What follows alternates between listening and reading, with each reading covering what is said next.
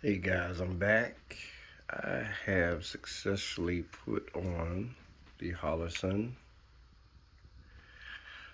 sight with the right bolts. Alright, on the equalizer 9mm 2022 gun of the year. So, these is what I want to show you. These small ones are the plate screws that come with the gun, and that particular one right there is the one that I went and purchased from the hardware store. These use the same alley wrench, both the plate screws and the even longer one, which I now have to find out the exact size, but that is the right one.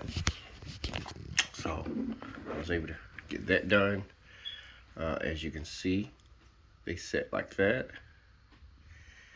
Okay. Just like that. And the way I guess Hollerson works, there you go. You have to wake it up. There you go. All right. Well, hopefully that helps someone end up getting that done, because I was having trouble. But I thank everyone for even viewing my video, and I appreciate anything else I got coming up. I surely will post soon. So thank you everybody for watching.